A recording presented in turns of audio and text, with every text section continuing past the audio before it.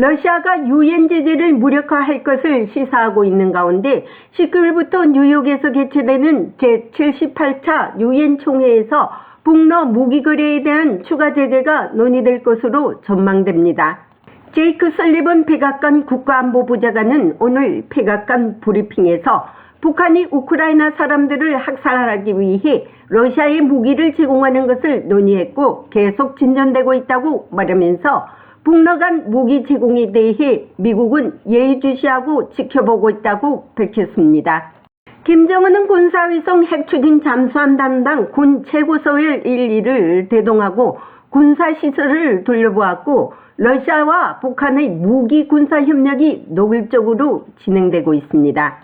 오늘 백악관 브리핑에서 중국과 러시아가 유엔 제재를 무력화하는 데 같이 힘을 합하고 있는 데 대한 본 기자의 질문에 설리번 국가안보보좌관은 우리는 안보리 결의 이행과 관련해 중국이 책임을 다할 것을 기대한다는 점을 중국 측에 계속 전달하고 있다면서 우리는 뉴욕에서 북한의 도발과 국제법을 위반하는 기타 행위에 대한 추가적 조치를 계속 추구할 것이라고 밝혔습니다. 그러면서 최근 한미일 안보실장 간의 협의체 대화에서 북러 정상회담 대응조치와 관련해 미한일 3국이 지속적으로 협의하고 있음을 분명히 밝혔다고 말했습니다. 한편 푸틴 대통령과 루카셴코 벨라루스 대통령과의 소치에서 만남에서 러시아, 벨라루스, 북한과의 공조를 밝힌 데 대해 이것이 어떤 신호를 보내는가라는 질문에는 단순히 말로만 할 것인지 실질적인 행동으로 옮길 것인지에 대해 자세히 살펴볼 것이라고 말했습니다.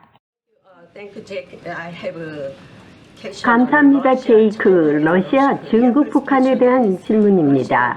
첫 번째 질문은 러시아와 중국이 현재 유엔 안보리가 제시하고 있는 모든 대북 제재를 무력화하기 위해 협력할 것이라는 점입니다. 현재 유엔 안전보장이사회의 역할에 대해 만족하십니까?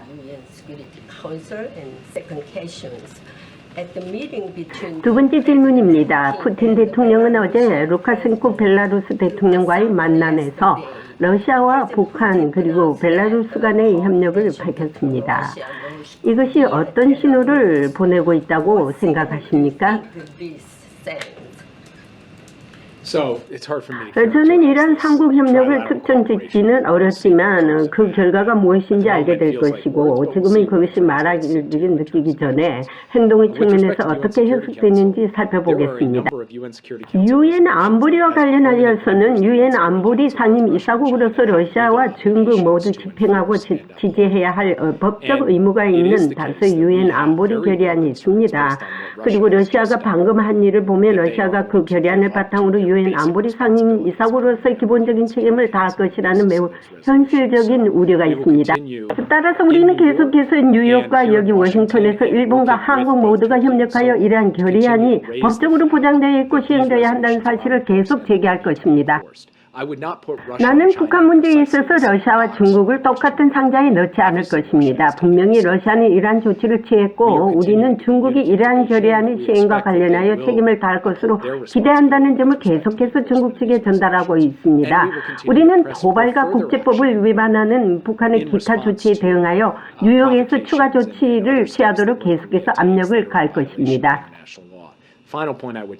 마지막으로 말씀드리자면 어제 우리는 김정은과 푸틴 대통령의 이번 회담에 대응하여 국가안보보좌관급 메커니즘 협의를 위한 첫 번째 약속을 가졌습니다. 그래서 저는 일본과 한국의 동료들과 이야기를 나눴습니다. 우리 셋은 이에 대한 메모를 비교하고 앞으로 며칠, 몇 주 안에 어떤 조치를 취할 것인지에 대해 조정할 기회를 가졌습니다. 우리는 러시아가 앞으로 북한과 관련해 선택하는 모든 조치에 대응하기 위해 삼국이 매우 긴밀하게 협력하고 있습니다. 미국은 이번 유엔 총회에서 북한과 러시아의 불법 무기에 대해 추가 제재의 논의를 분명히 밝히고 있습니다. 그러나 미국은 중국을 러시아와 같은 상자에 넣어 평가하지 않겠다는 것인데 지금까지 중국과 러시아는 유엔 안보리에서 비토권을 행사해 북한을 보호해 왔습니다. 이런 중국의 미국을 어떻게 다룰 것인지에 대해 예의주시하며 지켜봐야 할 것입니다. 백악관에서 보이스 오브 워싱턴 제니박입니다.